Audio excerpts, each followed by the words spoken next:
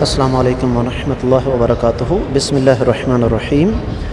الحمدللہ والصلاة والسلام علی رسول اللہ وعلی آلہ وصحبہ ومن والہ وبعد۔ معزز خواتین و حضرات، چاند گرہن، سورج گرہن، اس حوالے سے کثرت کے ساتھ سوالات بھی آتے ہیں اور اس حوالے سے عجیب و غریب قسم کے نظریات بھی ہمارے ہاں پائے جاتے ہیں۔ میں یہ چاہتا ہوں کہ انتہائی اختصار کے ساتھ چند ضروری باتیں آپ کی خدمت میں عرض کر دوں۔ سب سے پہلی بات تو یہ ہے کہ چاند گرہن اور سورج گرہن حدیث کے مطابق یہ اللہ تعالیٰ کی نشانیاں ہیں۔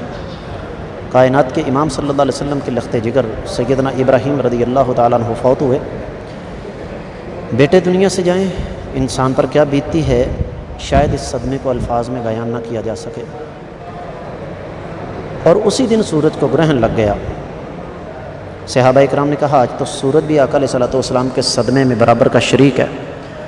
اللہ کے نبی صلی اللہ علیہ وسلم تک یہ بات پہنچی تو آپ نے اتنے شدید صدمے کے باوجود صحابہ اکرام کو جمع کیا اور خطبہ دیا اور کیا فرمایا، یا ایھا الناس ان الشمس والقمر آیاتان من آیات اللہ۔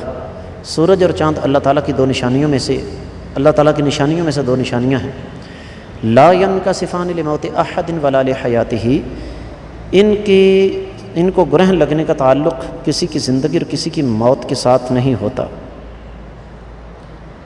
تو اس کا مطلب یہ ہوا کہ سورج گرہن اور چاند گرہن کا کسی کی زندگی یا موت کے ساتھ کوئی تعلق نہیں۔ حاملہ عورت جو ہے وہ لیٹے نہیں، چلتی پھرتی رہے، اس کا شوہر کوئی کام نہ کرے، ہاتھ پاؤں توڑ کر بیٹھ جائیں، یہ ساری کی ساری باتیں بالکل فضول بیکار ہیں۔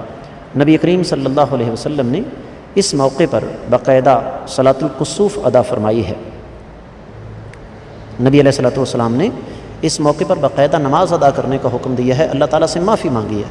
لیکن یہ کہنا کہ جناب ہاتھ پاؤں توڑ کر بندہ بیٹھ جائے، کوئی کام نہ کرے، حاملہ عورت لیٹے نہیں، سرہانے چھری رکھ لے، اور پھر یہ ہے کہ اس کا شوہر بھی گھومتا پھرتا رہے، وہ بھی گھومتی پھرتی رہے، یہ ایک ایسی تکلیف ہے جو ما لا یطاق ہے۔